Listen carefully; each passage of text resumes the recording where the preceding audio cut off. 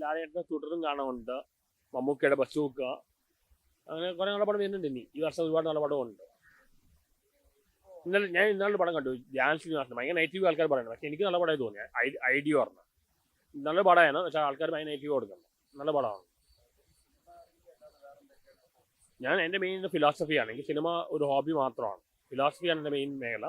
ഞാൻ ഒരു എഞ്ചിനീയറാണ്. അത് ഞാൻ 3 ഓൾ ഇന്ത്യ എൻട്രൻസ് കിട്ടി, IIT ബോംബെയിൽ അഡ്മിഷൻ കിട്ടിയാണ്. എൻ്റെ ലൈൻ ഫിലോസഫിയാണ്, സിനിമ ഒരു ഹോബി മാത്രമാണ്.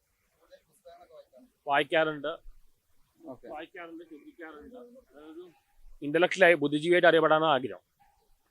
ആ ഒരു ലൈനിൽ പോകാൻ താല്പര്യം. ഒപ്പം ഫിലിം റിവ്യൂ ഒരു ഹോബിയായിട്ട്. കാരണം ഞാനൊരു ഫിലോസഫർ ആയാലും എഞ്ചിനീയർ ആയാലും ഇത്രയും പോപ്പുലർ ആവില്ല. സിനിമയുടെ ഗുണമാണ് പോപ്പുലാരിറ്റിയാണ്. അതാണ് ഞാൻ ഉപയോഗിച്ചത്. ഇപ്പോൾ നിങ്ങളെ കൂടെ പഠിച്ചവരൊക്കെ ഉണ്ടാവല്ലോ, കോളേജിലൊക്കെ പഠിച്ച ആൾക്കാർ, അവരായിട്ടൊക്കെ എപ്പോഴും കോൺടാക്ട് ഉണ്ട്? ഈ ഒരു അല്ലെ എൻ്റെ ഇതിൽ സന്തോഷിക്കുന്നവരും ഉണ്ട്, അസൂയപ്പെടുന്നവരും ഉണ്ട്. കാരണം അവരാരും ഫേമസ് ആയിട്ടില്ല. എൻ്റെ ഫാമിലിയിലെ എല്ലാം വലിയ വലിയ ആൾക്കാർ, വലിയ ഭയങ്കര ക്വാളിഫൈഡ് മറ്റൊക്കെയാണ്. ഇതാരും ഫേമസ് ആയിട്ടില്ല. ഫേമസ് ആയത് ഞാൻ മാത്രമാണ്. പക്ഷെ അത് പ്ലാൻ ചെയ്യാറില്ല, ഞാൻ അറിയാൻ സംഭവിച്ചാണ്. ഒരു ഫേമസ് ആവാറിനാൽ ഒരു സിനിമക്ക് റിവ്യൂ പറഞ്ഞുകൊണ്ട് ഫേമസ് ആയതാണ്.